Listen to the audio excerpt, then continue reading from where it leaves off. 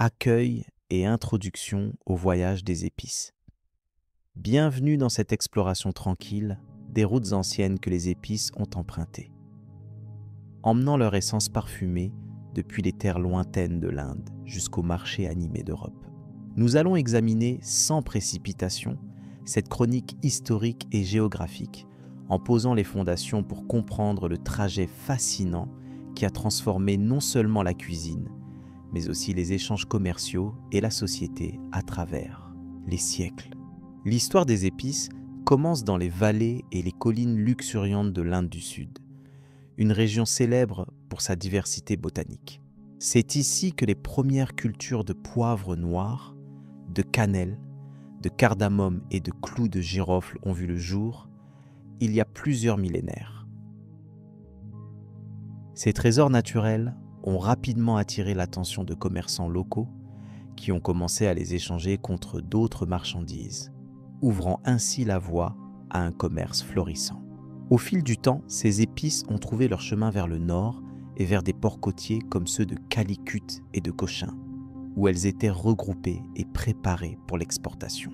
Les marchands arabes jouaient un rôle crucial dans ce processus, utilisant leurs caravelles pour transporter les précieuses cargaisons à travers la mer d'Arabie vers les rives orientales de l'Afrique et du Moyen-Orient. Ce réseau complexe de commerce maritime a permis aux épices d'atteindre des civilisations telles que celles de l'Égypte ancienne, de la Grèce antique et de Rome. Les récits des voyageurs et des historiens anciens témoignent de la valeur extraordinaire attribuée aux épices. Par exemple, Pline l'Ancien, dans son œuvre Histoire naturelle, évoque avec beaucoup de détails la manière dont le poivre noir était utilisé dans la cuisine romaine et comment sa rareté en faisait un produit de luxe apprécié par l'élite. Ces épices ne servaient pas uniquement à relever les plats. Elles étaient également employées dans la médecine traditionnelle et les rituels religieux, ce qui renforce leur importance culturelle. Lorsque l'Empire romain a commencé à s'étendre vers l'Est, la demande pour ces produits exotiques s'est intensifiée. L'acheminement des épices s'est donc complexifié, passant par la route terrestre connue sous le nom de route de la soie. Ce réseau de voies commerciales connectait l'Inde aux cités au-delà de l'Asie centrale, permettant aux épices d'atteindre des villes comme Palmyre ou Antioche. Là, elles étaient vendues aux marchands européens, souvent à prix considérable, ce qui a motivé la recherche de routes maritimes directes vers les terres d'origine. À cette époque, les grandes puissances maritimes commençaient à émerger, avec des royaumes et des cités-États méditerranéennes prenant conscience de l'importance stratégique du commerce des épices. Les Vénitiens ont établi un monopole commercial sur ces produits, contrôlant une bonne partie des échanges en Europe pendant plusieurs siècles.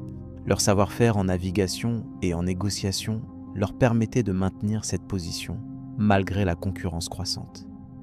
L'importance des épices n'était pas uniquement économique. Leur parfum et leur pouvoir de conservation des aliments avaient des répercussions directes sur les modes de vie européens. Avant l'avènement de la réfrigération, la capacité des épices à masquer les saveurs moins fraîches aidait à prolonger la consommation des aliments et à contribuer à la diversité culinaire sur le continent. L'introduction des épices a aussi influencé la médecine européenne, où certaines plantes exotiques étaient assimilées aux traités de santé. Au-delà des sphères commerciales et culinaires, l'intérêt pour les épices a conduit à des explorations majeures. La quête de nouvelles routes maritimes vers l'Est fut l'une des motivations centrales derrière les expéditions des grands navigateurs du XVe siècle. Des figures comme Vasco de Gama ont bravé des mers inconnues pour établir des liens directs avec les producteurs d'épices, réduisant ainsi la dépendance aux intermédiaires et modifiant profondément les équilibres du pouvoir mondial. Cette époque de découverte maritime annonce une nouvelle ère, où les échanges entre continents s'intensifient et où le monde devient progressivement plus interconnecté. Les épices sont devenues des symboles de cette transformation, témoignant du rôle des marchandises dans la construction de ponts entre cultures. Elles ont traversé non seulement des distances géographiques impressionnantes, mais aussi des barrières culturelles, économiques et politiques, façonnant le paysage global d'une manière encore perceptible aujourd'hui. En suivant ce parcours des terres indiennes vers l'Europe, nous prenons conscience de l'impact multifacette des épices. Elles sont à la fois moteurs d'échange, marqueurs de richesse et agents de changement. Leur histoire invite à une réflexion sur la manière dont des éléments simples de la nature peuvent devenir des catalyseurs d'évolution historique et culturelle. Alors que notre voyage débute dans les plantations d'épices d'Inde, il est opportun de considérer les défis logistiques et humains que ce commerce impliquait. Les caravanes traversaient des montagnes arides, des déserts vastes et des jungles denses, affrontant conditions climatiques, risques de piraterie et rivalité entre marchands. Cette réalité complexifiait chaque étape, rendant l'acheminement d'autant plus précieux. Les communautés qui participaient à ce commerce développèrent des savoir-faire spécifiques, de la culture des plantes à leur conservation et à leur conditionnement, en passant par l'art du négociant. Cette expertise s'est transmise de génération en génération, créant des traditions profondément enracinées dans plusieurs régions du monde. Par ailleurs, le commerce des épices a aussi eu un impact écologique non négligeable. L'intensification de la culture dans certaines zones et les échanges constants ont modifié certaines pratiques agricoles, ainsi que les paysages environnants, soulignant les liens étroits entre économie, nature et société. Enfin, la dimension symbolique des épices mérite d'être soulignée. Reconnues pour leurs propriétés étonnantes, elles étaient souvent perçues comme des objets de prestige et de fascination, entourées de mythes et de légendes qui amplifiaient leur attrait. Ce mélange de fascination scientifique et mystère a nourri les récits de voyageurs et les explorations futures. Ainsi se tisse une toile complexe, faite d'histoires humaines, de découvertes géographiques et d'avancées commerciales. Ce lien entre l'Orient et l'Occident, matérialisé par le simple grain de poivre ou la gousse de cardamome, nous rappelle combien le monde ancien était déjà interdépendant et combien ce passage des épices est une fenêtre essentielle pour comprendre cette réalité. Ce récit continue donc avec l'analyse des premières expéditions maritimes qui ont ouvert une nouvelle page de cette histoire, menant à l'établissement de routes directes entre l'Inde et l'Europe, modifiant à jamais la dynamique des échanges mondiaux. Les origines des épices en Inde. Dans les terres vastes et variées de l'Inde ancienne, les épices occupaient une place essentielle non seulement dans la cuisine, mais également dans la médecine et la spiritualité.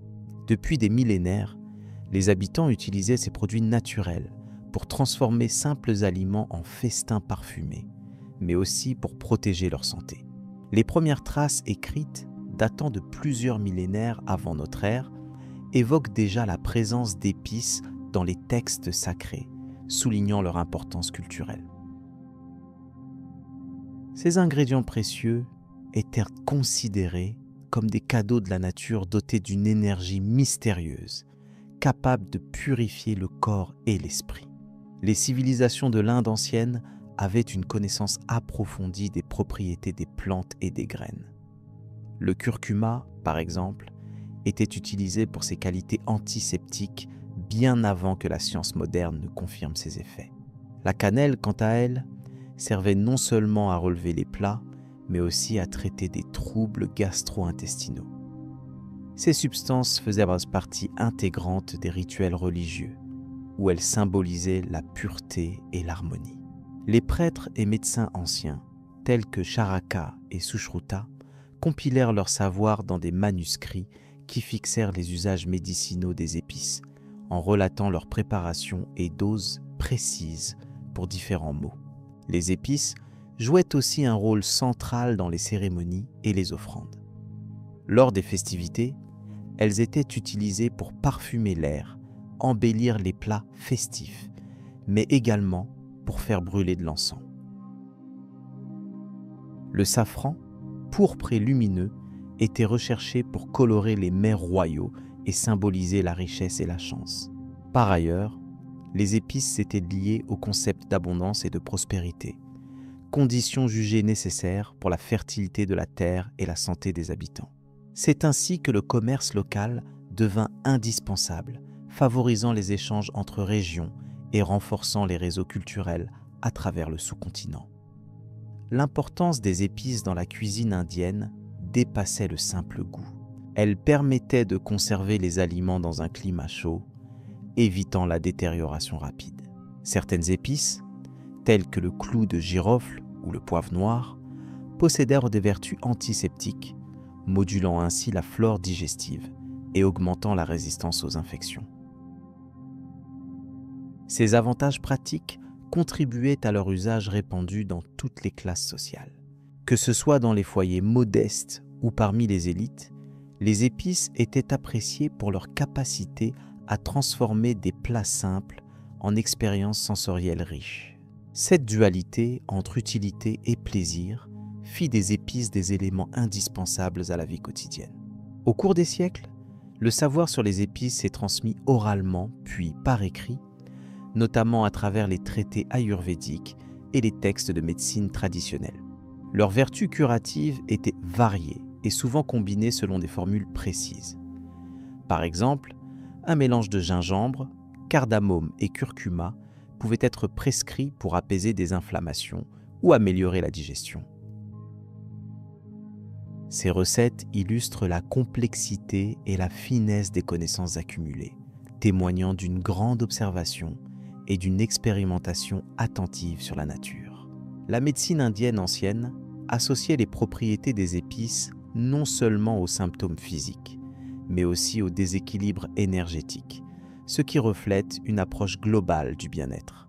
Les usages religieux des épices révèlent également une dimension non matérielle importante. Dans les rituels hindous, on utilise souvent du bois de santal et des épices aromatiques pour favoriser la méditation et purifier l'environnement. Parfois, des poudres colorées issues des épices servaient à décorer les autels et les lieux sacrés, renforçant ainsi le lien entre la matière et le spirituel. Ces pratiques montrent que les épices n'étaient pas perçues uniquement comme des éléments utilitaires, mais comme des médiateurs entre le monde naturel et les dimensions divines. Ce rôle spirituel conférait aux épices un statut quasi sacré, qui perdura longtemps dans la tradition indienne. Il est intéressant de noter que les épices jouaient également un rôle social. Certaines essences rares ou coûteuses, telles que le poivre ou le musc, étaient souvent réservées aux classes les plus privilégiées ou utilisées lors de grands événements. Offrir ces produits relevait d'un acte symbolique fort, témoignant de statut et de relations d'échange. Par ailleurs, l'usage commun d'épices plus accessibles, comme le cumin ou la coriandre, liait les communautés par un patrimoine partagé. Ainsi, les épices fonctionnaient non seulement comme un lien culinaire, mais aussi comme un élément identitaire renforçant le sentiment d'appartenance à un groupe culturel. De surcroît, les terres d'Inde, bénéficiant d'un climat propice à la diversité végétale, offraient une variété exceptionnelle d'épices. Cette biodiversité permit le développement d'une grande richesse de saveurs et de propriétés médicinales. Les régions du Sud, par exemple, produisaient des poivres aux notes vives, tandis que le Nord se distinguait par des épices plus douces et aromatiques. Chaque région développa ses propres spécialités et traditions culinaires enrichies par ses produits naturels. Cette diversité intra-territoriale contribua à l'évolution culturelle et économique de l'Inde ancienne, préparant le terrain pour les échanges futurs avec le reste du monde. Cette longue et riche histoire des épices en Inde ancienne constitue la première étape d'une épopée fascinante. Elle met en lumière un usage polyvalent et réfléchi de ces ressources naturelles qui allaient bientôt susciter la curiosité et la convoitise au-delà des frontières. L'importance culturelle, économique et spirituelle des épices en fit des produits essentiels dont l'impact dépassa largement leur origine géographique. À mesure que les échanges s'intensifièrent, ces trésors aromatiques commencèrent leur voyage vers de nouvelles terres, un chemin qui allait profondément influencer l'histoire des civilisations. Ainsi, en comprenant l'origine des épices en Inde, on saisit mieux leur valeur initiale et leur rôle fondamental dans la vie quotidienne, les croyances et la santé. Cette connaissance ancienne, soigneusement transmise, posa les bases d'un commerce global qui allait transformer le monde au fil des siècles. Le voyage des épices de l'Inde vers l'Europe fut un long périple marquant l'interconnexion grandissante des cultures. Cela ouvre la voie à la découverte de la dynamique des échanges et des implications qui suivirent, dévoilant un chapitre fascinant de l'histoire mondiale. La prochaine partie de cette histoire invite alors à explorer les premiers liens entre l'Orient épicé et le continent européen. Les routes terrestres des épices. Les épices, depuis des millénaires, ont fasciné les sociétés humaines par leur capacité à transformer la nourriture et par leurs propriétés médicinales.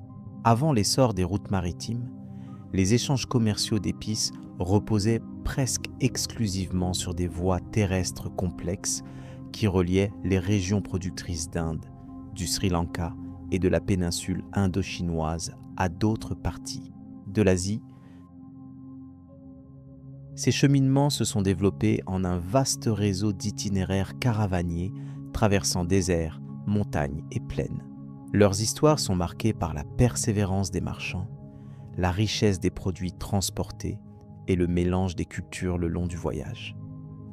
Dès l'Antiquité, ces pistes ont structuré les échanges entre l'Orient et l'Occident. L'un des axes principaux passait par l'Inde du Nord, où se concentraient plusieurs épices rares comme la cardamome, le poivre noir et la cannelle. Ces substances précieuses étaient souvent récoltées dans des régions vallonnées, nécessitant un transport minutieux pour préserver leur qualité. Les caravanes se formaient dans des villes telles que Taxila ou Pataliputra, point de départ d'un long périple. Les marchands indiens collaboraient avec des partenaires persans et arabes, échangeant non seulement des épices, mais aussi des textiles, des pierres précieuses et des parfums. Ce commerce terrestre s'étendait en plusieurs directions, vers l'Asie centrale, la Mésopotamie et la Méditerranée. Parmi les itinéraires majeurs, la célèbre route de la soie jouait un rôle significatif. Bien que surtout associée aux échanges de soie et de produits de luxe chinois, elle soutenait également le passage des épices. Les caravanes franchissaient les monts flanqués de cols difficiles, gardèrent précieusement leurs chargements protégés dans des sacs de toile ou des coffres. Ces voyages exigeaient plusieurs mois, parfois des années, en fonction des conditions climatiques et des risques sécuritaires. Les commerçants vivaient souvent dans des oasis, où ils échangeaient des informations commerciales, nouaient des alliances et se reposaient avant d'affronter la prochaine étape. L'existence des grandes cités caravanaires témoigne de l'importance de ces routes terrestres. Des villes telles que Palmyre, en Syrie, servaient non seulement de relais stratégiques, mais aussi de centres culturels où se mélangeaient même les langues, les religions et les pratiques commerciales. Les marchands qui y séjournaient bénéficiaient d'infrastructures adaptées, comme des salles de réunion, des marchés pour négocier et des hébergements pour eux et leurs animaux. Le voyage, parfois risqué à cause des vols ou des conflits, était rassuré par la présence de gardes et de guides expérimentés. L'organisation de ces expéditions impliquait un savoir-faire prévisionnel remarquable, répartissant les étapes en fonction des saisons et des ressources disponibles. Les épices transportées avaient une valeur économique et symbolique considérable. Le poivre, surnommé l'or noir, était un moteur essentiel des échanges, recherché tant pour ses vertus culinaires que médicinales. La cannelle et la muscade venaient d'îles reculées, exigeant une logistique encore plus complexe. Les marchands indiens étaient habiles à sélectionner les meilleures qualités, à les conditionner dans des emballages étanches pour résister aux longs trajets. En parallèle, des documents commerciaux, des contrats et des lettres de change étaient utilisés pour garantir la sécurité des transactions. Ces écrits, souvent en diverses langues, témoignent de la sophistication des réseaux commerciaux anciens. Dans la péninsule arabique, les comptoirs commerciaux jouaient un rôle d'intermédiaires cruciaux. Des ports tels que Mascate ou Aden permettaient aux marchands terrestres de transférer leurs précieuses cargaisons vers des navires en direction de l'Afrique et de l'Europe. Le savoir-faire des navigateurs arabes, combiné à la maîtrise des routes terrestres, renforçait la fluidité des échanges. La religion, notamment l'islam, participait à réguler ces interactions commerciales en imposant des règles de justice et d'éthique. Les caravaniers suivaient également des voies bien tracées pour éviter les zones de conflit ou les territoires hostiles, assurant ainsi une certaine sécurité. Une figure emblématique de ces échanges terrestres est celle du marchand perse Haroun al-Rachid. Connu pour ses voyages entre Bagdad, Sindh et le delta du Nil, il illustre les liens complexes tissés entre différentes cultures grâce au commerce des épices. Sa maison servait souvent de lieu d'échange où se négociaient contrats et alliances. Sa connaissance des langues, des coutumes locales et des cycles agricoles témoignait de l'expertise nécessaire pour prospérer dans ces routes lointaines. Cette stratégie commerciale reposait sur la confiance entre partenaires, indispensable face aux dangers de ces longs trajets. Les caravanes transportaient aussi des animaux tels que des chameaux dromadaires, parfaitement adaptés aux conditions désertiques. Leur endurance permettait de franchir des distances impressionnantes d'un pas régulier. Les équipages comprenaient des guides, des gardiens et parfois des membres de la famille du marchand. L'organisation rigoureuse des déplacements comprenait des haltes régulières pour se ravitailler en eau et en nourriture. À certains moments, ces voyages liaient étroitement plusieurs communautés, favorisant un brassage culturel insoupçonné que les textes antiques décrivent avec admiration. À mesure que le réseau terrestre s'intensifiait, des innovations techniques et commerciales venaient améliorer la circulation des marchandises. Par exemple, les systèmes de comptabilité évoluaient, facilitant la gestion des stocks et des profits à distance. Les caravanes bénéficiaient aussi de protections institutionnelles de la part des autorités locales, qui imposaient des taxes, mais garantissaient la sécurité sur certaines portions du trajet. L'émergence de guildes de marchands contribua à structurer cette activité économique en fixe association disposant de règles internes.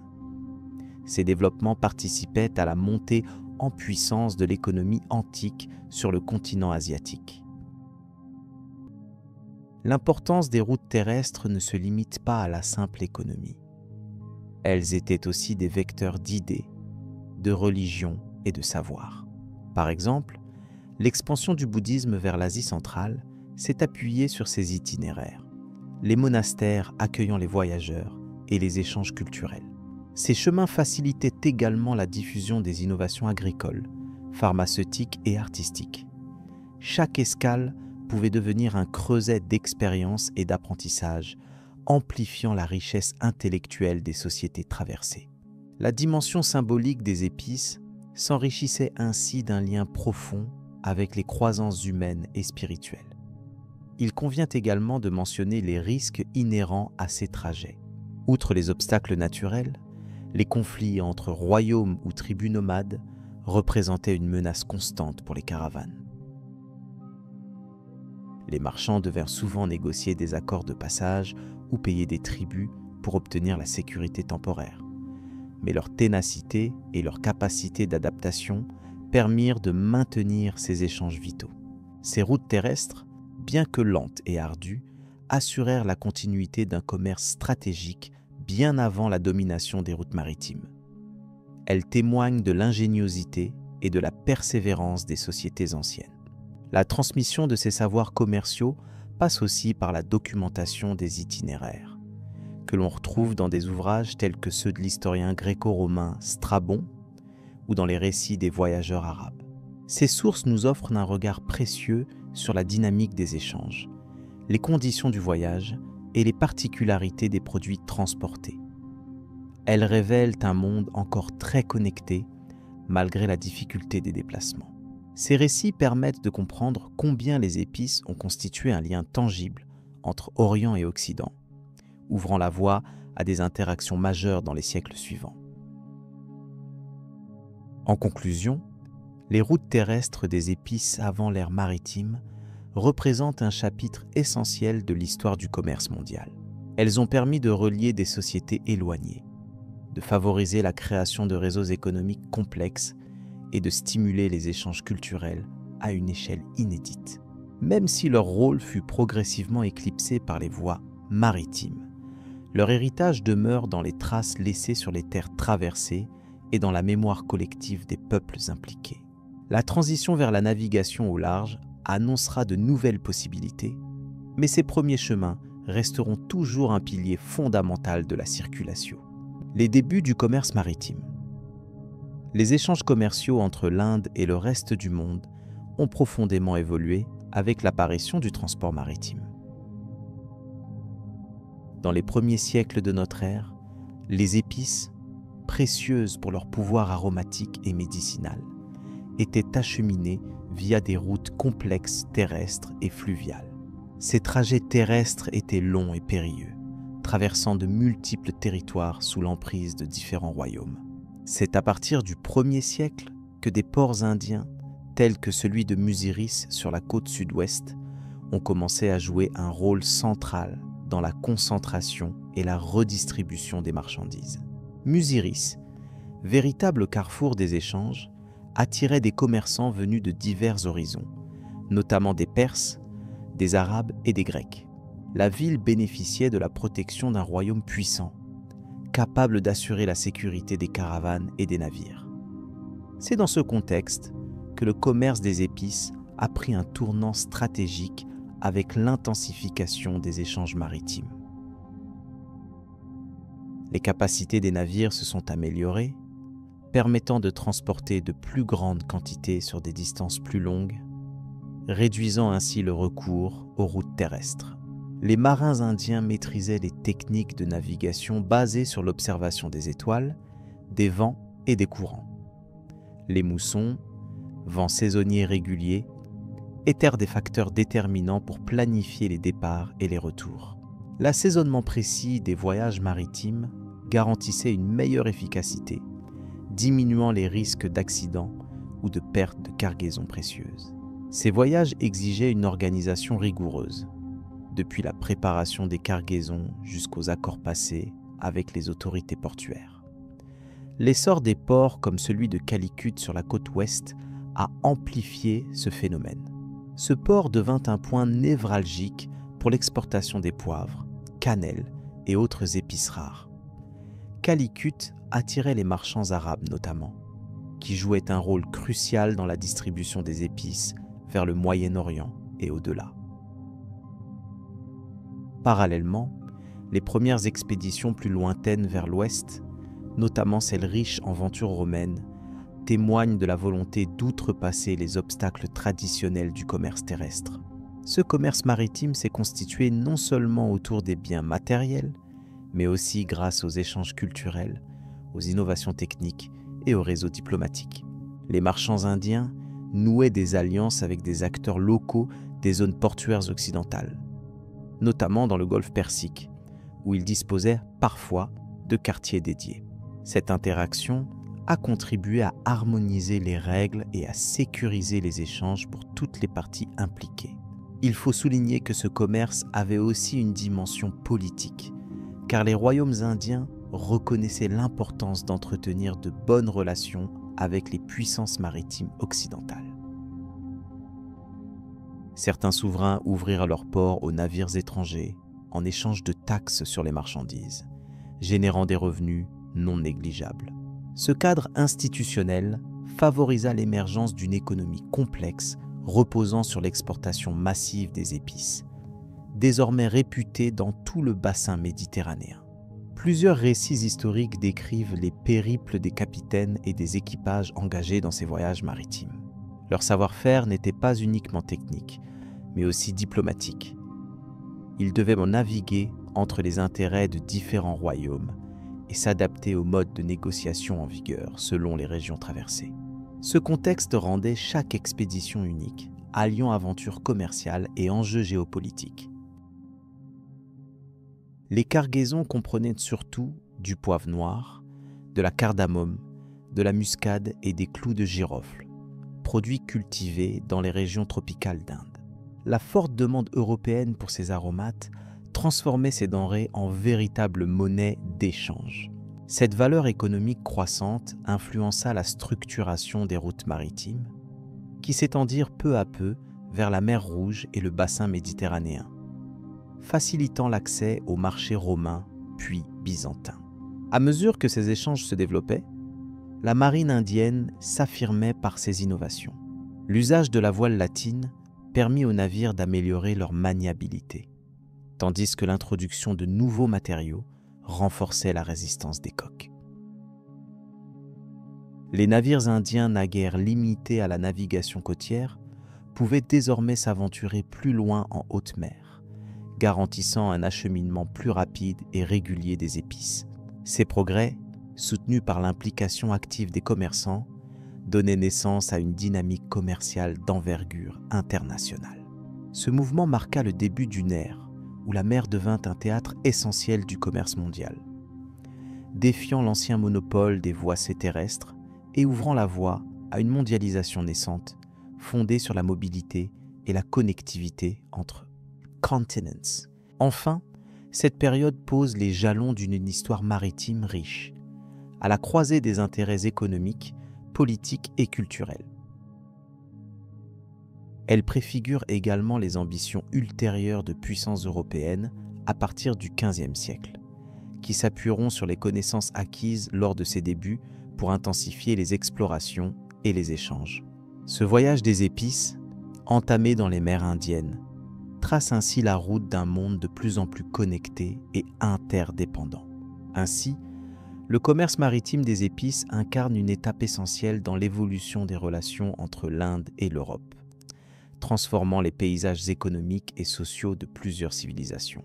Cette transition vers la mer, lentement gagnée, continue d'inspirer par sa complexité et son impact, ouvrant la porte à de nouvelles formes d'interaction transcontinentale. Nous pouvons maintenant tourner notre attention vers le développement des premières unions commerciales et des réseaux qui renforceront ces échanges dans les chapitres suivants. L'arrivée des épices en Arabie et au Moyen-Orient. Les nombreux ports du Yémen, tels que Qanna et Sanaa, devinrent des étapes incontournables où les épices étaient débarquées, stockées, puis redistribuées vers d'autres villes comme la Mecque et Médine. Ces villes n'étaient pas seulement des centres religieux majeurs, elles jouaient aussi un rôle économique fondamental en réunissant voyageurs, pèlerins et commerçants. L'introduction des épices dans leurs marchés locaux contribua à l'enrichissement de leurs traditions culinaires et facilitait la diffusion des usages liés à ces produits. Des herbes précieuses comme la cannelle, le clou de girofle, la cardamome et l'encens étaient perçus comme des trésors naturels, presque sacrés aux yeux des habitants. Le commerce des épices avec les tribus arabes s'intensifia tout au long des premiers siècles de notre ère. Des caravanes traversaient le désert d'Arabie et emportaient ces précieuses marchandises vers des régions éloignées à l'intérieur du territoire. Les épices intégrées dans la pharmacopée locale servaient au traitement de diverses affections comme les troubles digestifs ou les infections respiratoires. Cette application médicale stimulait la demande, ce qui entraînait un accroissement des importations.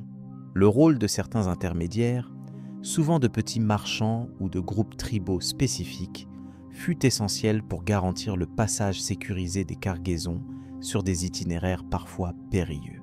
Au Moyen-Orient, les grandes cités commerciales telles que Damas, Bagdad et Bassora devinrent rapidement des plaques tournantes où convergèrent les épices venant d'Arabie et destinées à l'Asie mineure, à la Méditerranée et au-delà. Ces centres urbains étaient caractérisés par un cosmopolitisme remarquable, où se mêlaient diverses langues, cultures et religions. La présence de savants, de médecins et de cuisiniers permit l'expansion des connaissances sur les propriétés des épices, favorisant leur intégration dans des préparations variées.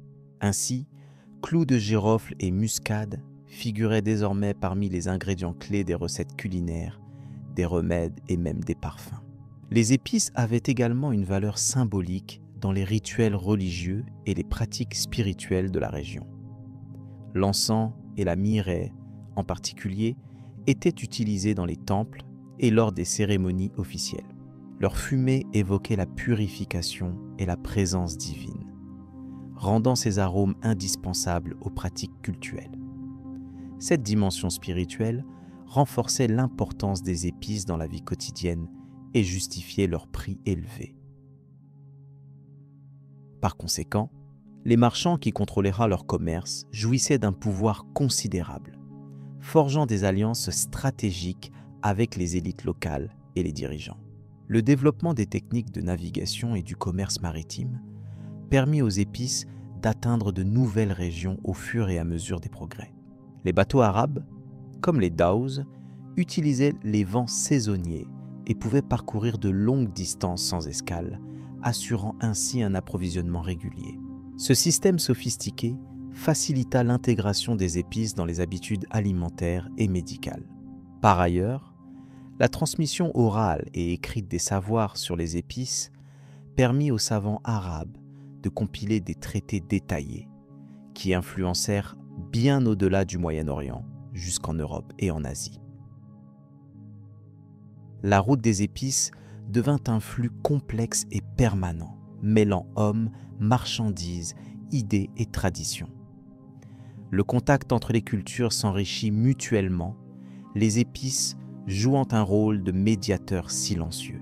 En apportant de la nouveauté aux cuisines, aux médecines et aux rituels, elles participaient à une forme d'unité culturelle malgré la diversité des peuples. Cette période marque une étape significative où l'Arabie et le Moyen-Orient s'affirmèrent comme des carrefours indispensables dans le réseau commercial mondial des épices. On note également l'influence politique grandissante liée au contrôle de ce commerce lucratif. Certaines cités ou territoires devinrent prospères grâce au monopole ou à la taxation du passage des épices. Ces enjeux économiques alimentèrent souvent des alliances et des conflits, façonnant l'histoire régionale dans les nuances du pouvoir et de la diplomatie. Ce rôle stratégique des épices montre combien elles dépassaient leur simple usage culinaire, incarnant à la fois richesse, savoir et influence. Les transformations culturelles elles-mêmes témoignent de cette implantation profonde. Les traditions culinaires du Moyen-Orient intègrent désormais des mélanges d'épices subtils et équilibrés, caractéristiques de la région. L'usage quotidien de ces produits façonna également des habitudes de consommation, transformant des ingrédients exotiques en composantes familières de la vie courante. Les textes historiques et les œuvres artistiques de l'époque reflètent cette évolution, célébrant les épices comme des symboles de prospérité et de raffinement. Les commerçants arabes, souvent considérés comme les garants de cet échange, développèrent un réseau de connaissances et d'innovation. Ils améliorèrent les méthodes de conservation des épices, utilisèrent des systèmes d'emballage adaptés et créèrent des centres de distribution efficaces. Leur expertise allait bien au-delà de la simple transaction, contribuant à la gestion et à la valorisation des ressources naturelles rendues accessibles par leur voyage.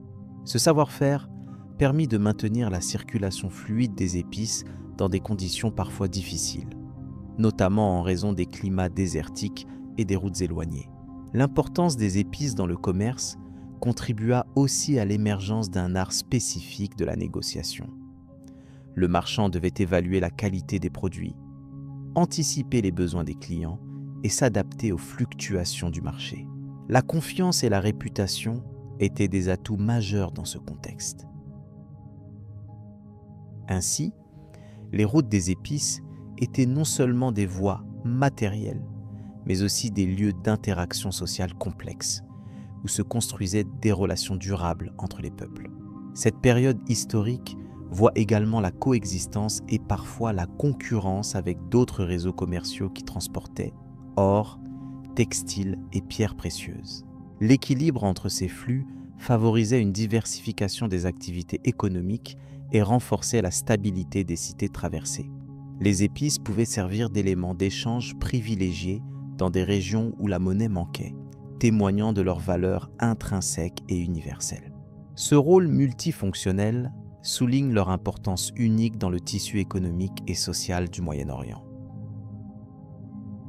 Enfin, l'héritage de cette diffusion d'épices est visible aujourd'hui dans la richesse culinaire de plusieurs pays de la région, ainsi que dans la diversité des traditions médicinales. Le passage des épices par l'Arabie et le Moyen-Orient posa les fondations d'une culture hybride, où savoir et commerce se mêlent harmonieusement.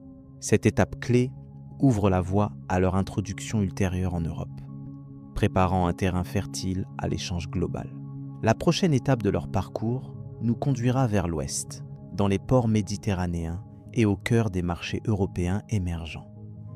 Les épices dans l'Empire byzantin et la Méditerranée bonjour. Dès l'Antiquité, les épices ont joué un rôle central dans les échanges commerciaux reliant l'Inde à l'Europe.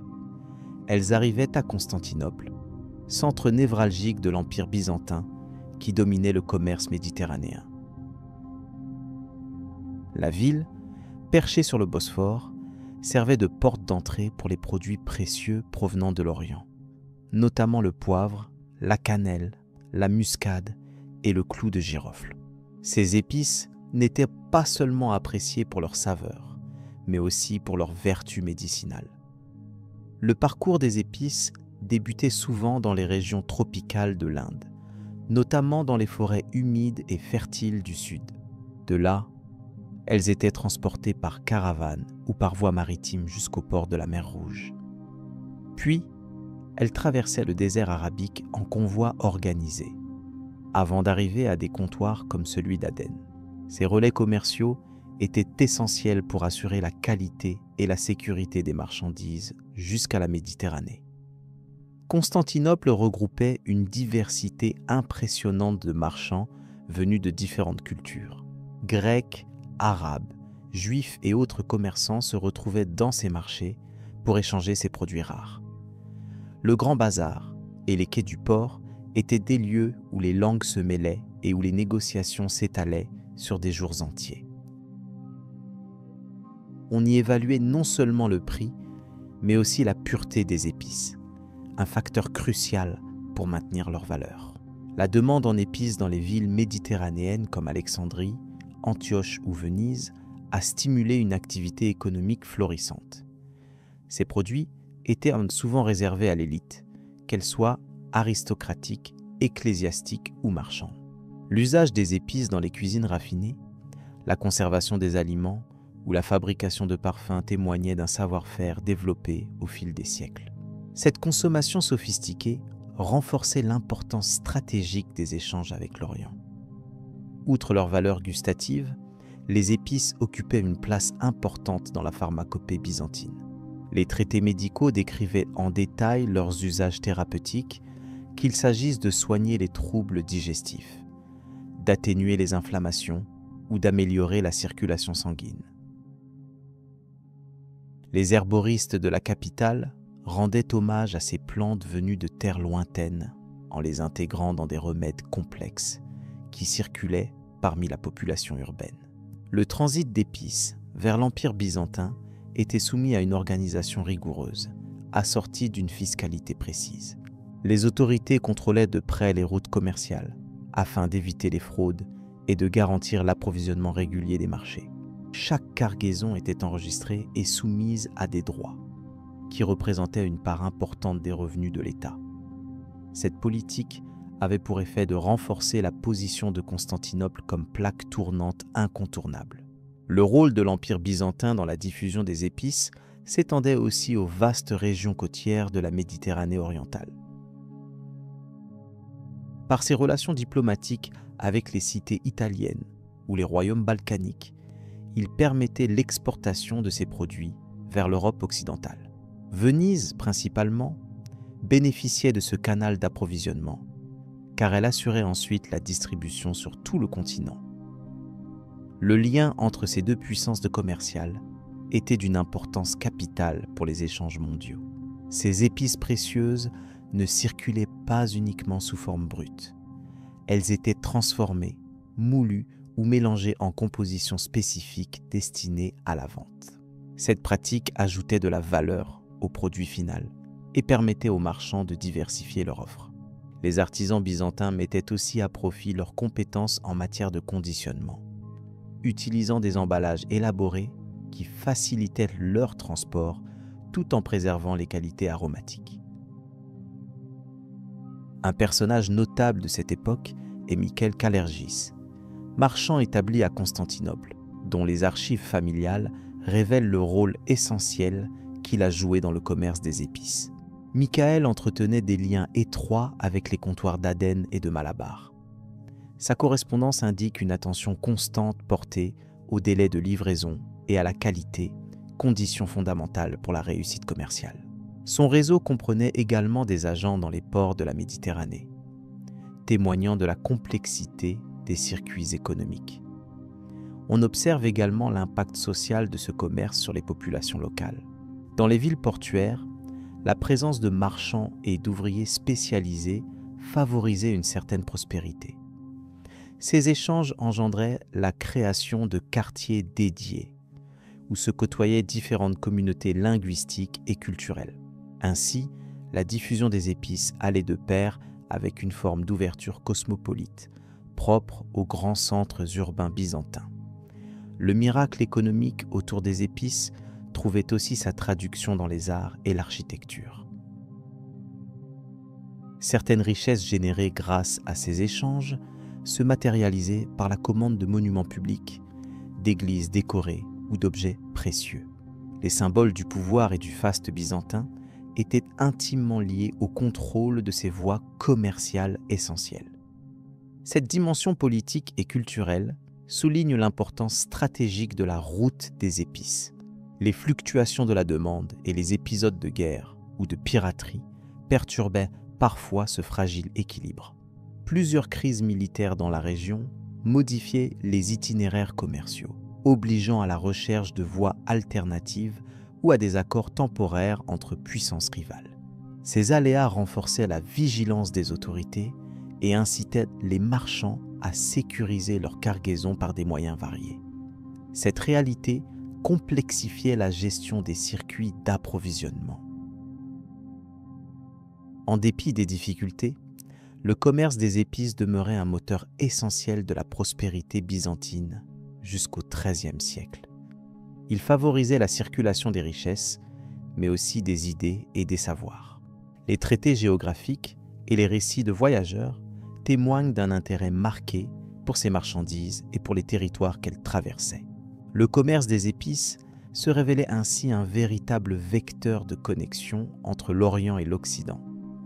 À Constantinople, l'effervescence commerciale autour des épices créait une ambiance particulière. Barges chargées de cargaisons arrivaient quotidiennement, tandis que des négociants concluaient des contrats pour la distribution sous diverses formes. Ce flux constant contribuait à faire de la ville une métropole de la mondialisation médiévale, comparable par certains aspects aux grands ports actuels. Le goût pour les épices était aussi révélateur d'une quête d'exotisme et de nouveauté en phase avec les exigences culturelles. Les routes maritimes en Méditerranée jouaient un rôle primordial dans le transport des épices. Les navires byzantins, souvent équipés pour de longs trajets, naviguaient depuis le port d'Alexandrie jusqu'aux rives de l'Empire. Ces voyages pouvaient durer plusieurs semaines, avec parfois des étapes dans des îles comme Chypre ou Rhodes. La maîtrise de ces itinéraires était un savoir stratégique détenu par les marins et les armateurs de la capitale. Le commerce des épices influençait également les pratiques culinaires en Méditerranée. Dans les cuisines des palais byzantins, les épices servaient à relever les plats, à masquer certains aliments parfois de qualité inférieure, ou à conserver les denrées. Ainsi, le poivre noir était un condiment couramment utilisé, tandis que des épices plus rares restaient réservées aux occasions solennelles.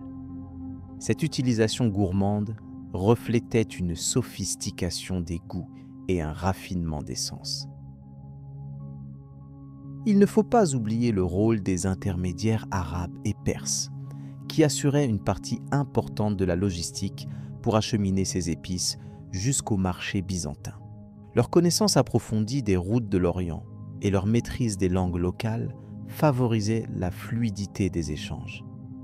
Ils jouaient aussi un rôle diplomatique, négociant avec différentes autorités pour sécuriser le passage des marchandises. Leur contribution est souvent sous-estimée dans les récits historiques. Le poids économique des épices incitait à la construction d'infrastructures adaptées dans les ports méditerranéens. Des entrepôts spécialisés étaient dédiés au stockage, avec des mesures précises pour éviter l'humidité ou les contaminations. Ces installations participaient à la qualité finale des produits vendus aux marchands européens ou locaux. La gestion technique de ces entrepôts témoigne d'une organisation avancée dans la chaîne commerciale. Sur le plan politique, les épices représentaient parfois un enjeu stratégique. Les empereurs byzantins cherchaient à contrôler les voies commerciales et les points névralgiques pour asseoir leur influence régionale. Ils utilisaient cette puissance économique pour négocier avec des puissances voisines, conclure des alliances ou renforcer les défenses. Le commerce des épices était donc indissociable des ambitions politiques de l'époque. Parmi les anecdotes rapportées dans les documents historiques, on trouve celle de la cargaison de muscade d'un galion byzantin, capturé par des corsaires. Cette perte importante déséquilibra le marché local et suscita une flambée des prix, provoquant des désordres temporaires. Ce type d'événement illustrait la précarité et la tension constante autour de ces biens précieux, dont la rareté faisait la fortune de nombreux acteurs économiques. Alors que la Méditerranée orientale s'emplissait des odeurs délicates et des couleurs chatoyantes des épices, les populations locales adaptaient leur mode de vie. Certaines familles vivaient directement du commerce, cultivant une expertise unique dans la négociation, la connaissance des produits et la gestion des risques. Ce savoir-faire se transmettait de génération en génération, assurant une continuité remarquable dans un environnement parfois instable. Le rôle des marchés de Constantinople ne se limitait pas à la simple vente des épices. Ils étaient aussi des lieux de sociabilité où se tissaient des liens humains et culturels. La diversité des origines des marchands reflétait une mentalité d'ouverture, malgré les tensions habituelles.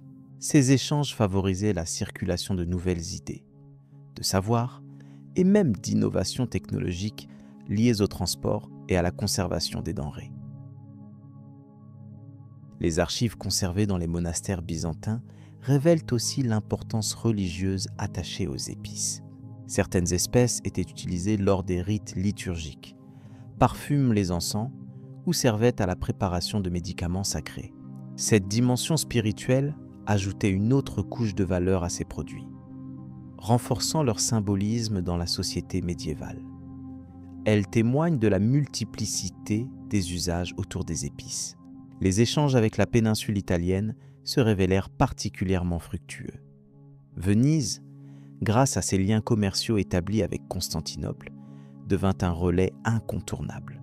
Les marchands vénitiens importaient les épices, les vendaient ensuite dans des marchés comme celui de Rialto. Cette coopération économique permit d'élargir la diffusion des produits orientaux jusqu'à l'Europe occidentale, modifiant durablement les goûts et les usages culinaires. En conclusion, la diffusion des épices depuis l'Inde jusqu'à Constantinople et les marchés méditerranéens constitue un exemple frappant de la mondialisation ancienne. Ce commerce complexe mêlait géographie, économie, politique et culture en un réseau cohérent. Il offrait également un aperçu de la capacité des sociétés anciennes à gérer des flux de biens précieux au-delà des frontières, tout en créant des liens durables entre Orient et Occident. Ce regard paisible et documenté nous permet de mieux comprendre les racines de ces échanges. La suite de notre récit abordera le rôle des cités italiennes dans la transformation et la diffusion des épices à travers l'Europe. Une étape cruciale pour saisir l'étendue du phénomène historique autour de ces précieux produits. Les Vikings et les épices en Europe du Nord. Les Vikings, souvent associés à leurs expéditions audacieuses et à leur talent maritime, ont joué un rôle souvent sous-estimé dans la diffusion des épices en Europe du Nord. Loin des simples pillards, Ces navigateurs habiles ont su exploiter les réseaux commerciaux existants et en créer de nouveaux, contribuant ainsi à l'enrichissement des cultures du Nord. Leur participation au commerce des épices, bien que moins connue, constitue un maillon essentiel dans la chaîne qui reliait l'Inde à l'Europe. Dès le IXe siècle, les Vikings, en particulier ceux originaires de Scandinavie, ont commencé à étendre leur influence vers l'Est et le Sud-Est, s'aventurant dans les rivières russes et jusqu'à la mer Caspienne. Ces routes fluviales leur ont permis d'accéder aux riches territoires d'Asie, où les épices abondaient. Les produits comme la cannelle, le poivre noir et la muscade étaient très prisés et pouvaient être échangés contre de l'argent, de la fourrure ou d'autres marchandises précieuses. Parmi les figures marquantes de cette époque, on compte des chefs comme Rourik, qui selon la tradition a établi la dynastie des Russes. Sous son influence et celle de ses successeurs, le commerce avec les populations orientales a pris une ampleur considérable. Les Vikings, à travers leurs voyages sur la Volga et le Dniepr, accédaient non seulement aux épices, mais aussi à la soie et aux pierres précieuses qui ajoutaient à la valeur des échanges. Ce commerce exigeait une logistique précise et un réseau bien organisé. Les Vikings utilisaient leurs célèbres navires longs et étroits pour naviguer rapidement sur les mers du Nord et les fleuves d'Europe de l'Est. Ces bateaux pouvaient transporter une grande quantité de marchandises tout en restant agiles, ce qui facilitait les échanges saisonniers et les échanges avec les marchés des villes situées sur la route commerciale. Grâce à ces connexions, les cités marchandes de la mer Baltique, telles que Birka en Suède et Hedeby au Danemark, sont devenues des centres névralgiques du commerce. Ces ports servaient de relais où les épices, souvent achetées en vrac auprès de marchands arabes ou byzantins, étaient stockées puis redistribuées vers les régions plus septentrionales. Les populations locales découvraient ainsi, à travers les produits importés, de nouvelles saveurs qui enrichissaient leur alimentation. L'importance des Vikings dans ce réseau ne se résumait pas uniquement à leur rôle de transitaires. Leur maîtrise des langues et leur aptitude à négocier avec diverses cultures leur permettaient de conclure des accords commerciaux fructueux. Ils étaient des intermédiaires précieux entre les marchands orientaux, notamment arabes ou perses, et les communautés nordiques, qui jusqu'alors avaient un accès limité à de telles marchandises. Cette période de commerce intense coïncidait avec une phase de changements sociaux et économiques en Europe du Nord. L'introduction des épices influençait les habitudes culinaires, mais aussi médicinales. Par exemple, le clou de girofle était utilisé pour soulager les douleurs dentaires, tandis que la cannelle entrait dans la composition de remèdes contre diverses infections. La demande accrue pour ces produits contribua à stimuler les voyages exploratoires et les premiers efforts d'expansion commerciale. Par ailleurs, les échanges d'épices s'inscrivaient dans un contexte plus large d'interaction culturelle. Les Vikings recueillaient non seulement des biens matériels, mais aussi des connaissances en navigation, en artisanat et en monnaie. Ces transferts enrichissaient leur propre société, leur permettant de s'adapter à un monde en transformation. Ainsi, le commerce des épices est un exemple concret de la manière dont les contacts entre Est et Nord ont façonné l'histoire européenne. Il est intéressant de noter que cette dynamique commerciale n'était pas isolée. Elle s'inscrivait dans un système complexe où les États et les communautés locales jouaient des rôles variés. Par exemple, plusieurs royaumes nordiques ont cherché à contrôler ces flux commerciaux, établissant des taxes et des droits pour réguler la circulation des marchandises et assurer une certaine prospérité économique et politique. Toutefois, le parcours des épices vers l'Europe du Nord ne fut pas sans obstacles. Les longs trajets exposaient les marchands à des risques naturels et humains, incluant les tempêtes, les conflits locaux ou les bandits. La capacité des Vikings à surmonter ces défis témoignait de leur expertise maritime et de leur résilience face à l'adversité. Leur réputation d'explorateurs courageux repose en partie sur ces démonstrations d'endurance. En somme, sans l'action pragmatique et les talents diplomatiques des Vikings, la diffusion des épices dans les régions septentrionales de l'Europe aurait pris un chemin très différent, probablement plus lent et moins efficace. Leur contribution dépasse le simple rôle de conquérant pour embrasser celui de pionnier du commerce intercontinental. Leur héritage dans ce domaine se manifeste encore aujourd'hui dans la diversité culinaire des pays nordiques. Ce portrait historique ouvre une perspective nouvelle sur la conquête des épices en Europe. Au-delà des récits traditionnels concentrés sur les grandes capitales méditerranéennes ou les routes terrestres, l'implication des peuples nordiques enrichit notre compréhension des échanges économiques et culturels du Moyen Âge. C'est un témoignage du dialogue entre civilisations à travers la patience et la persévérance. Alors que nous poursuivrons notre exploration du chemin des épices à travers les âges, nous allons découvrir comment ces premiers échanges ont posé les fondations du commerce mondial moderne. Le rôle des Vikings, parfois éclipsé, illustre l'importance de la diversité des acteurs historiques impliqués dans ce flux complexe. La suite de notre récit mettra en lumière les développements suivants, où le rayonnement des épices s'intensifia encore davantage. Les épices et le commerce dans l'Europe médiévale. Dans les marchés animés du Moyen Âge, les épices occupaient une place centrale, tant dans le commerce que dans les usages quotidiens. Ces lieux de rencontre, souvent situés au cœur des villes, rassemblaient une diversité d'acteurs, marchands, artisans, paysans et nobles. Parmi eux, les épices suscitaient un intérêt particulier, reflétant leur rareté et leur valeur élevée. Ces substances venues de contrées lointaines éveillaient la curiosité des consommateurs et constituaient un véritable symbole de statut social. Les foires médiévales jouaient un rôle primordial dans la diffusion des épices. Ces événements périodiques rassemblèrent des commerçants venus de régions diverses, favorisant les échanges à grande échelle. Parmi les plus célèbres, celles de Champagne attirèrent des marchands étrangers qui apportaient cannelle, poivre, gingembre et clous de girofle.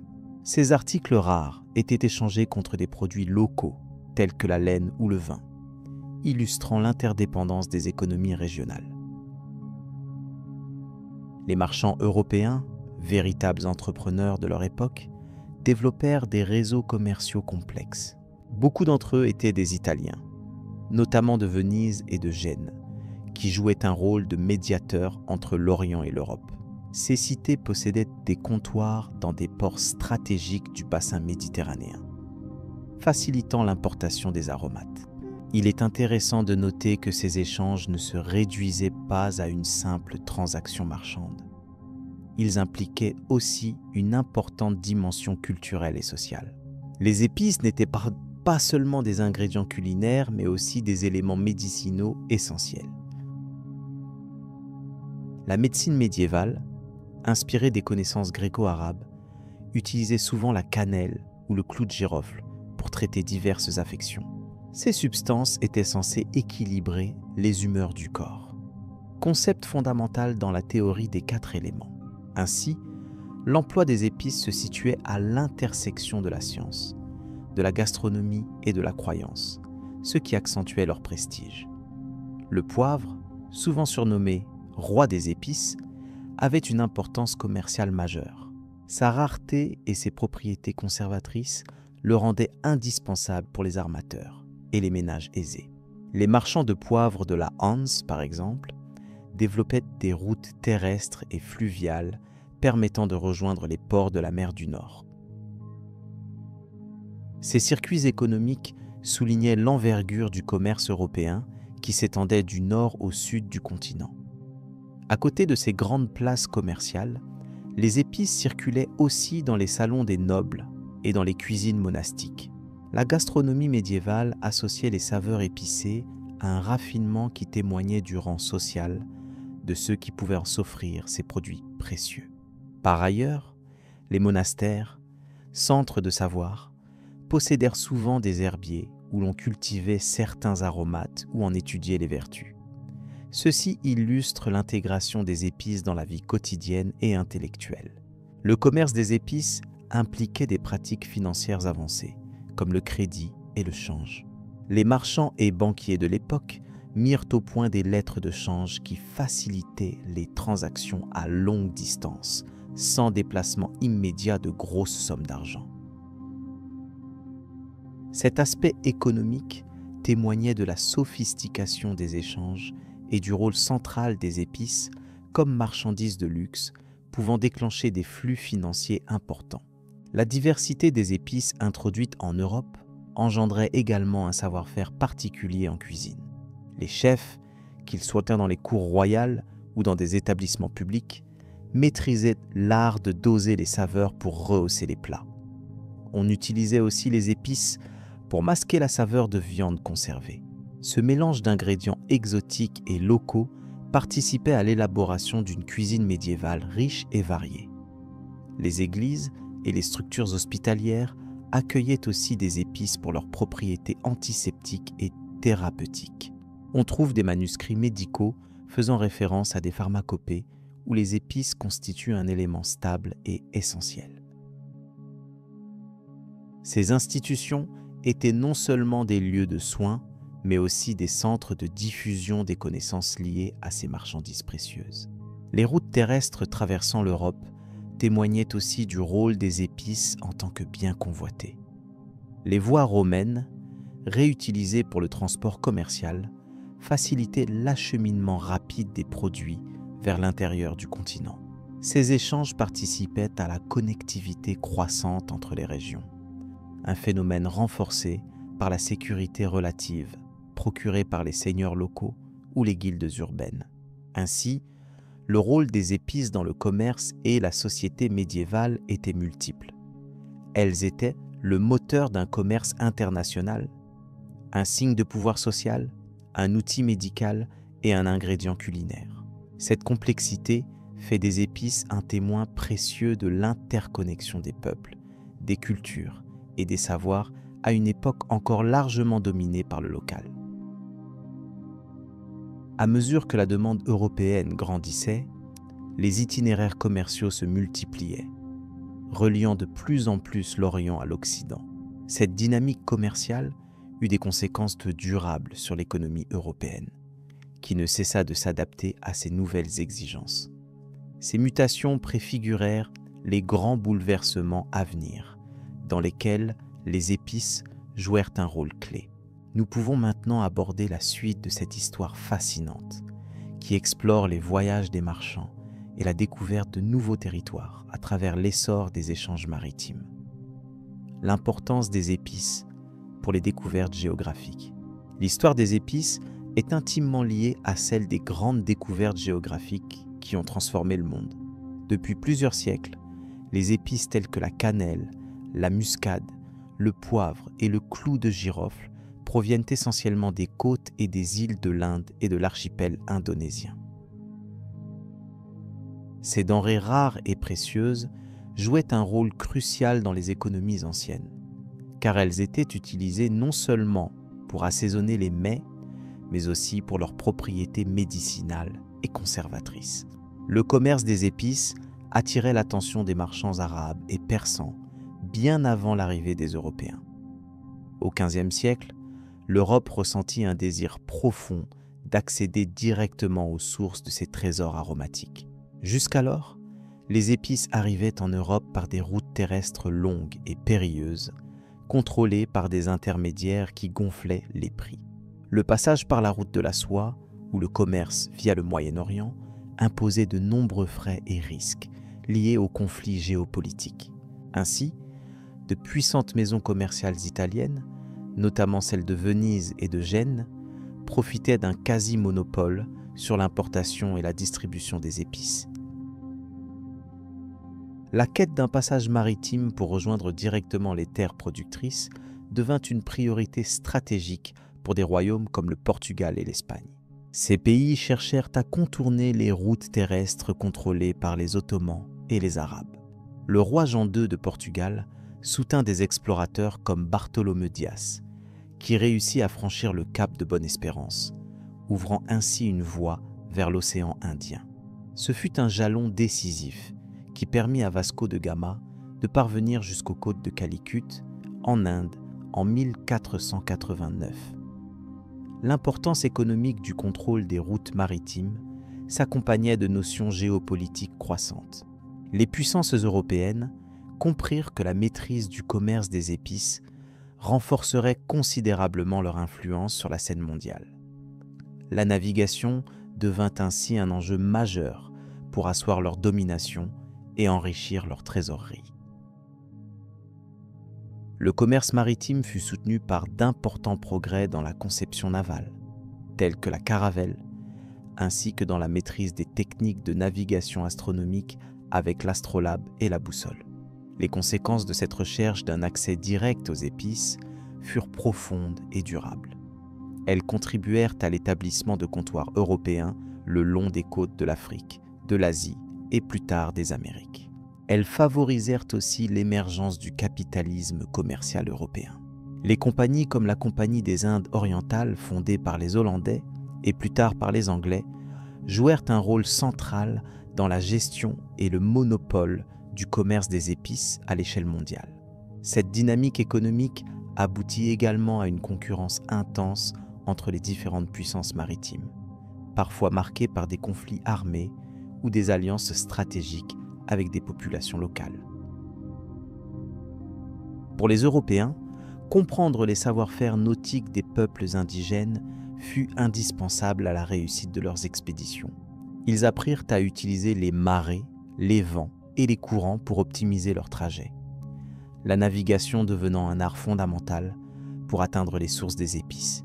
Parallèlement, la carte du monde fut redessinée, non seulement par les tracés cartographiques, mais aussi par des représentations nouvelles des territoires et des océans. Les récits de marins, enrichis des observations faites lors des voyages, furent transcrits dans des ouvrages qui circulèrent largement en Europe. Ces documents permirent d'affiner la connaissance géographique et d'encourager d'autres explorations, enclenchant une dynamique d'expansion sans précédent. Il est important de mentionner que cette quête des épices ne fut pas uniquement motivée par des raisons économiques ou géopolitiques. Elle fut aussi un moteur d'échanges culturels et scientifiques. Le contact avec des sociétés lointaines permit la diffusion de technologies, de plantes et d'idées qui modifièrent profondément les modes de vie dans plusieurs régions du globe. Les épices elles-mêmes devinrent un symbole d'ouverture et de richesse symbolique dans la compréhension du monde. Enfin, le poids de ces enjeux maritimes influença la politique intérieure des puissances européennes. Des financements importants furent alloués aux expéditions, suscitant parfois des débats au sein des cours royales. La réussite de ces voyages fut souvent perçue comme un gage de prestige et de puissance, ce qui renforça l'autorité des monarques qui les soutenaient. La figure de l'explorateur prit une dimension nouvelle, incarnant la modernité et le progrès aux yeux des contemporains. Ces efforts culminèrent au début du XVIe siècle avec l'établissement des routes maritimes directes vers l'Asie, marquant ainsi une étape capitale dans l'histoire des échanges mondiaux. Ces nouveaux itinéraires permirent une importation régulière d'épices à moindre coût, modifiant durablement la consommation européenne. Le goût pour ces produits exotiques s'inscrivit alors dans les habitudes culinaires et sociales, témoignant d'une transformation profonde des sociétés. La longue et complexe relation entre l'aspiration à maîtriser les épices et la navigation maritime ouvrit la voie à un monde plus connecté, posé sur des flux commerciaux reliant des continents éloignés. Elle illustre comment un besoin économique précis peut susciter des innovations techniques et politiques majeures. C'est une histoire de persévérance humaine et de volonté de découverte qui a façonné l'ère moderne. Tout cela conduit naturellement à considérer les impacts sociaux et culturels de ces mouvements d'échange, ainsi que les transformations induites dans les territoires explorés et colonisés. Le récit qui suit s'attardera davantage sur ces conséquences, explorant les nuances et les réalités souvent complexes derrière les grandes découvertes géographiques. La compréhension de ces phénomènes complète la perspective offerte par l'étude du commerce des épices et de la navigation. la domination portugaise et hollandaise dans le commerce des épices. Au début du XVIe siècle, les routes maritimes traditionnelles reliant l'Inde à l'Europe étaient sous le contrôle de marchands arabes et vénitiens, qui dominaient le commerce des épices depuis des siècles. Cependant, l'arrivée des explorateurs portugais transforma radicalement ce paysage économique et géopolitique. En 1498, Vasco de Gama réussit à contourner l'Afrique par le cap de Bonne-Espérance, ouvrant ainsi une nouvelle voie directe vers les riches marchés de l'Inde et de l'Asie du Sud-Est. Cette prouesse maritime offrit au Portugal un avantage stratégique considérable. Grâce à des navires puissants et équipés pour de longs voyages, les Portugais établirent rapidement des comptoirs commerciaux le long des côtes africaines et indiennes. Goa devint la pierre angulaire de leur empire des épices dans l'océan Indien. Les Portugais se livrèrent alors à une politique stricte de monopole, contrôlant l'accès aux ressources en cannelle, clous de girofle et poivre noir. Ils mirent en place un système de licences et de taxes qui renforça leur position dominante, restreignant sévèrement le commerce libre. Cette domination permit à Lisbonne de devenir l'un des centres les plus prospères du commerce mondial, générant des flux de richesses impressionnants. Cependant, cette situation n'était pas tenue pour acquise. D'autres puissances européennes suivaient avec attention l'évolution de ces routes stratégiques. Parmi elles, les Hollandais se montrèrent particulièrement ambitieux. La Compagnie néerlandaise des Indes orientales, fondée en 1602, incarna la volonté hollandaise d'étendre leur influence commerciale en Asie. Avec un appui financier solide de marchands et d'investisseurs, les Hollandais mirent sur pied une flotte impressionnante, rivalisant avec celle des Portugais. Ils adoptèrent des stratégies de guerre navale pour briser les monopoles, menant des attaques ciblées contre les comptoirs portugais. Leur tactique combinait agressivité militaire et habileté diplomatique, forgeant des alliances avec des souverains locaux mécontents du joug portugais. L'île de Java devint le théâtre principal de cette confrontation. En poursuivant une politique de contrôle rigoureuse des îles aux épices, notamment les Moluques, les Hollandais réussirent à s'imposer en tant que nouveaux maîtres de la région. Leur monopole sur la noix de muscade et le clou de girofle leur assurèrent des profits considérables. Ils mirent en place des entrepôts, des fortifications et un réseau commercial complexe reliant l'Asie à Amsterdam, favorisant une circulation efficace des marchandises. Cette domination ne fut pas exempte de difficultés. Les conflits avec les populations locales et portugaises exigèrent une présence militaire constante et un investissement soutenu. De surcroît, la nécessité de maintenir le contrôle des prix et d'éliminer la contrebande mobilisa des ressources importantes. Toutefois, la solidité financière et la capacité organisationnelle de la compagnie permirent de surmonter ces obstacles. Parallèlement, l'arrivée de ces nouveaux acteurs modifia profondément les habitudes commerciales en Europe. Les épices, autrefois rares et coûteuses, gagnèrent en accessibilité dans certains milieux, changeant les goûts et les usages culinaires. La demande croissante entraîna le développement de réseaux commerciaux encore plus sophistiqués et interconnectés. Ainsi, la transition progressive de la domination portugaise à la suprématie hollandaise incarne un moment clé dans l'histoire globale du commerce maritime. Ce changement illustre comment innovation, stratégie militaire et diplomatie furent mobilisées pour contrôler des ressources précieuses. Les techniques de navigation, l'organisation commerciale et l'adaptation aux réalités locales furent autant de facteurs déterminants. En comprenant cette période, on saisit mieux les dynamiques de pouvoir qui façonnèrent les routes maritimes de l'époque moderne et préparèrent les bases des empires coloniaux à venir.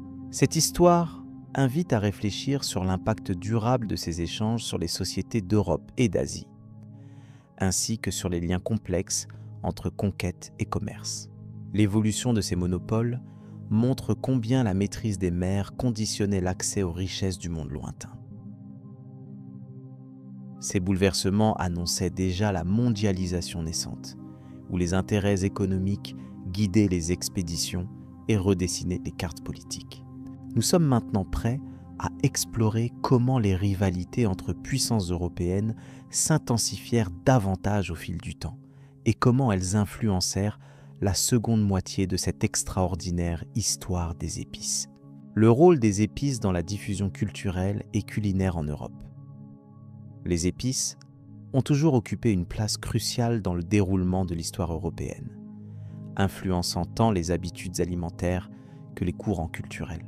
Originaires en grande partie de l'Inde, ces produits précieux sont devenus des moteurs de découverte, de commerce et d'échanges culturels.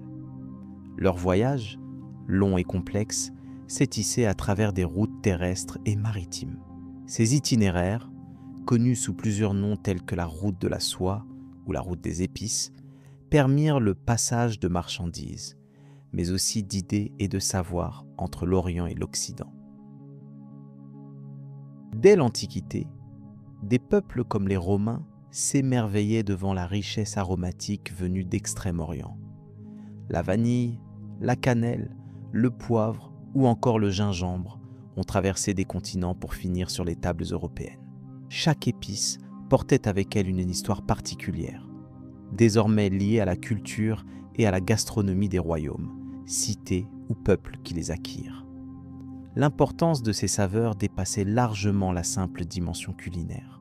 Elles étaient aussi utiles en médecine, dans les rites religieux ou pour conserver les aliments dans un temps où la réfrigération était inconnue.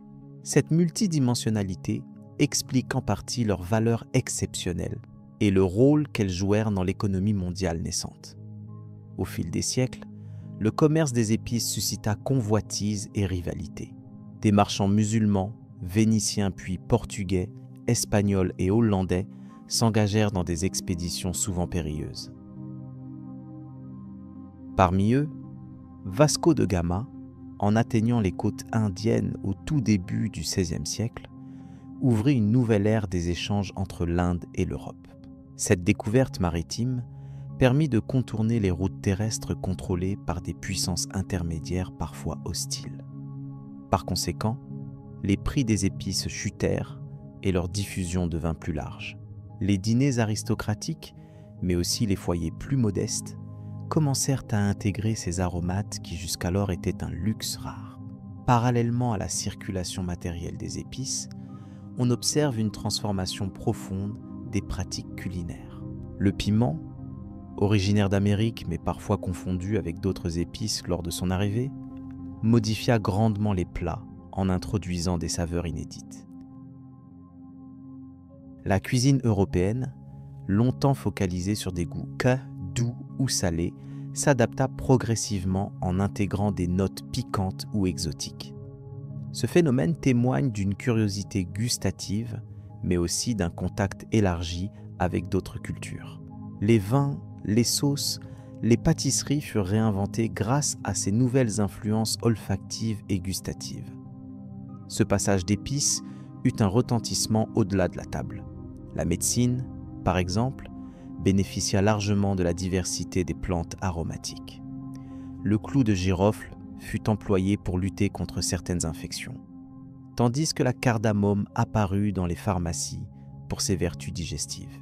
Ces connaissances médicinales, transmises avec les épices, s'inscrivirent dans un échange plus global de savoirs entre médecins européens et leurs homologues indiens ou arabes. Les épices devinrent ainsi des vecteurs de science, favorisant une approche plus globale de la santé et du bien-être. Cette zone d'interaction fut fondatrice pour la médecine européenne classique. Les épices marquèrent aussi les arts, les rituels et les échanges sociaux. En Europe, certaines corporations commerçantes ou guildes se spécialisèrent dans leur commerce, ce qui contribua à structurer des villes portuaires comme Venise ou Lisbonne. Ces lieux devinrent des carrefours culturels, où les hommes de différentes origines échangeaient non seulement des marchandises, mais aussi des idées philosophiques, artistiques et religieuses. Ainsi, la diffusion des épices fut associée à une intensive diffusion culturelle. il est intéressant de noter que des récits de voyageurs et des traditions culinaires persistèrent souvent des siècles, confirmant l'impact durable de ces produits. La controverse autour de certains produits, comme la noix de muscade ou la myrrhe, montre également les enjeux moraux et spirituels provoqués par ces échanges. Importés dans des contextes parfois religieux stricts, les épices suscitaient admiration mais aussi méfiance. L'usage des aromates dans les cérémonies religieuses soulignait leur statut de biens précieux, parfois même sacrés. Par exemple, dans certaines églises chrétiennes, les encens composés d'épices occupaient une place symbolique forte, unissant l'éclat des odeurs à des visions spirituelles. Ce spectacle sensoriel était un autre niveau d'intégration culturelle. Dans le même temps, les explorations menées pour contrôler ces ressources avèrent des conséquences géopolitiques majeures. La conquête de territoires en Asie du Sud établit des comptoirs commerciaux européens qui modifieront profondément les sociétés indigènes. Une élite locale se retrouva impliquée dans ces échanges, souvent sous la tutelle directe ou indirecte des puissances coloniales. Cette imbrication complexe crée un réseau d'interaction qui alla bien au-delà du simple commerce. Elle a contribué à façonner notre monde contemporain, au cœur duquel persiste un héritage épicé, mélange de souvenirs, de traditions et d'innovations. L'intégration des épices dans la vie quotidienne européenne acheva de modifier la perception du monde et des autres. Ce processus mit en lumière la richesse et la diversité des cultures humaines. Il ouvrit la voie à une modernité marquée par des dimensions économiques, sociales et culturelles plus étendues. Des recettes ancestrales évoluèrent, s'adaptant aux goûts nouveaux, tandis que la société élargissait sa curiosité à des horizons jusque-là inconnus. Chacun, dans ses choix culinaires, participa ainsi au dialogue continu entre passé et présent, entre Orient et Occident. Il convient aussi de mentionner les implications écologiques induites par ce commerce des épices. L'intensification des cultures dans des régions spécifiques modifia considérablement les paysages naturels. Certaines plantes furent exportées pour être cultivées ailleurs, jouant un rôle dans la diffusion de la biodiversité agricole. Par ailleurs, les routes maritimes développées reflétaient un savoir-faire technique avancé, alliant navigation, météorologie et économie.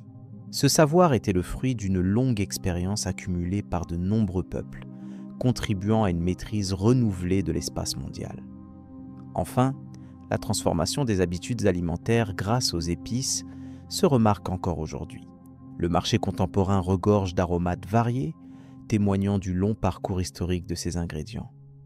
De la simple condition d'objets luxueux, ils sont devenus une composante ordinaire de la cuisine du quotidien.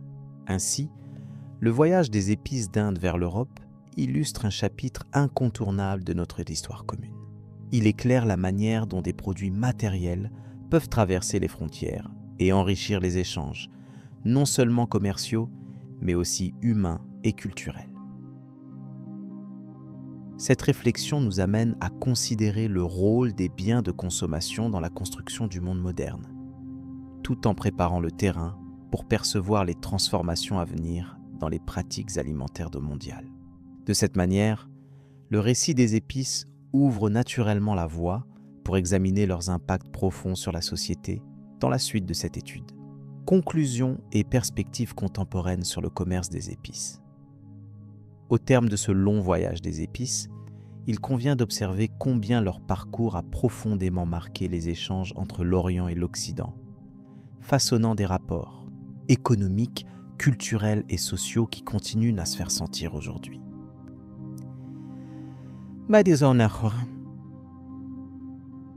Depuis les humbles débuts dans les marchés animés de l'Inde ancienne jusqu'aux palais européens illuminés par la richesse des métaux précieux troqués contre ces trésors aromatiques, cette route nous révèle une mosaïque d'influences et d'interactions. Les épices, par leur rareté et leur pouvoir conservateur, ont enlacé le monde dans une toile d'échange complexe et fascinante qui dépasse la simple notion de marchandise. Retraçons l'essentiel de ce parcours, en mettant en lumière d'abord les origines indiennes. Foyer initial où le poivre noir, la cardamome, le gingembre et le curcuma sont cultivés depuis des millénaires. Ces produits, tout en nourrissant la tradition culinaire locale, ont suscité l'intérêt de voyageurs et de commerçants venus des 4 coins du monde ancien. Leur appât pour ces arômes délicats a enflammé les routes terrestres comme la route de la soie. Et surtout, les voies maritimes de l'océan Indien, où les navires arabo-perses ont joué un rôle clé dans la transmission des épices vers l'Afrique orientale et le monde méditerranéen. L'arrivée des marchands européens a bousculé cet équilibre ancien. À partir du XVe siècle, les Portugais, puis les Hollandais, les Anglais et les Français se lancent dans une course effrénée pour contrôler les sources d'approvisionnement. Les établissements coloniaux se multiplient le long des côtes indiennes et de l'archipel malais, instaurant un système de monopole où la valeur des épices rivalisait avec celle des métaux précieux. Il ne s'agissait plus seulement de commerce, mais d'un enjeu géostratégique majeur, un facteur déterminant dans l'établissement des empires coloniaux. Toutefois, au-delà des aspects économiques et politiques, l'impact des épices sur les sociétés européennes mérite une attention particulière.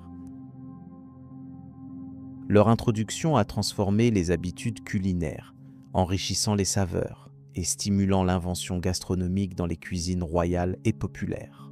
Parallèlement, leur usage médical, fondé sur des savoirs empiriques venus d'Orient, a introduit de nouvelles pratiques thérapeutiques dans la médecine occidentale.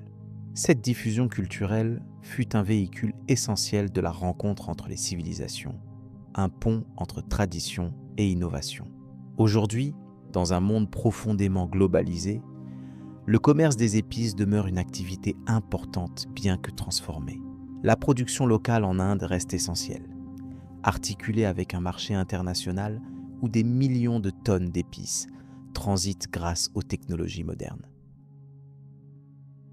Ce commerce actuel, loin d'être simplement économique, affecte les équilibres sociaux et environnementaux, posant des questions sur la durabilité et l'équité des circuits de production. Ainsi, les anciennes routes des épices continuent à inspirer la réflexion sur notre rapport au global et au local. Les épices conservent également une place significative dans notre quotidien, participant à la diversité des goûts et à la richesse sensorielle de nombreux plats. Par la redécouverte des recettes traditionnelles et l'exploration des mélanges d'épices, chefs et amateurs renouent avec un héritage millénaire. Ce lien entre passé et présent souligne non seulement l'importance économique, mais aussi culturelle de ces produits, qui se révèlent être des vecteurs puissants d'identité et de mémoire collective. En outre, le commerce contemporain met en lumière les dynamiques complexes entre pays producteurs et consommateurs, entre tradition et innovation. À travers la mise en œuvre de filières équitables et la valorisation des variétés endémiques, une nouvelle génération d'acteurs cherche à conjuguer respect des écosystèmes et amélioration des conditions de vie des producteurs. Cette évolution s'inscrit dans un contexte mondial où les enjeux des changements climatiques et de la préservation des ressources naturelles deviennent cruciaux. La transformation des modes de consommation contribue aussi à ce changement, avec une demande croissante pour des produits biologiques et naturels, souvent issus de circuits courts. Cette tendance pousse les acteurs du secteur à repenser les modèles traditionnels de commercialisation, favorisant une relation plus directe entre cultivateurs et consommateurs. Elle atténue certaines anciennes dépendances monopolistiques en offrant de nouvelles opportunités aux petits producteurs, notamment en Inde et au Sri Lanka, où les méthodes ancestrales se conjuguent avec des pratiques durables. Il faut aussi rappeler que l'histoire des épices est profondément liée à celle des migrations, des échanges culturels et des conflits. Chaque grain de poivre ou bâton de cannelle évoque les récits d'explorateurs, de marchands et d'ouvriers qui ont façonné les sociétés à travers les siècles. Leur parcours illustre les dynamiques humaines de curiosité, de besoins et d'adaptation, ainsi que les transformations économiques majeures qui ont accompagné la mondialisation progressive. Ce phénomène nous invite à considérer le commerce des épices non seulement comme une aventure commerciale, mais comme une composante essentielle du patrimoine mondial. En parcourant les traces laissées par ces produits précieux, on comprend combien ils ont relié des continents et suscité des échanges intellectuels, technologiques et scientifiques. L'impact sur la cartographie, la navigation maritime et la connaissance des territoires fut déterminant, préparant le terrain à l'ère moderne. De plus, les langues et les cultures ont absorbé des influences mutuelles, enrichissant le vocabulaire et créant des hybridations uniques à chaque point de contact. Ainsi, la route des épices offre une perspective essentielle sur les mécanismes du commerce mondial, révélant les interactions entre ressources naturelles, innovation humaine et dynamique sociale. Elle invite à appréhender le passé avec nuance et à envisager l'avenir sous l'angle d'une interculturalité maîtrisée et durable. La compréhension de ce chemin historique éclaire les défis contemporains autour des échanges internationaux, de la responsabilité environnementale et du respect des acteurs locaux. En conclusion, ce parcours millénaire révèle combien les épices ont contribué à façonner le monde que nous connaissons. Par leur capacité à stimuler les échanges, elles ont été et restent un lien vivant entre les peuples, chargé d'histoire et de significations multiples. Dans une époque où la quête de sens et de lien entre les cultures s'intensifie, l'héritage des épices offre un terreau riche pour réfléchir aux perspectives futures du commerce international. Cette narration calme et documentée nous conduit donc à envisager la suite non seulement comme une continuité économique, mais comme une ouverture à des pratiques plus éthiques et durables. À mesure que le monde change, l'histoire des épices demeure un exemple puissant d'interconnexion, d'innovation et de résilience humaine, indiquant la voie vers une mondialisation respectueuse des diversités et des richesses naturelles. Nous pouvons ainsi attendre avec sérénité la prochaine étape de cette histoire, qui s'inscrit dans un présent en mutation, où les leçons du passé doivent informer nos choix pour un futur plus harmonieux et équilibré. Cela ouvre la porte à une réflexion approfondie sur les enjeux actuels, à aborder avec attention et conscience.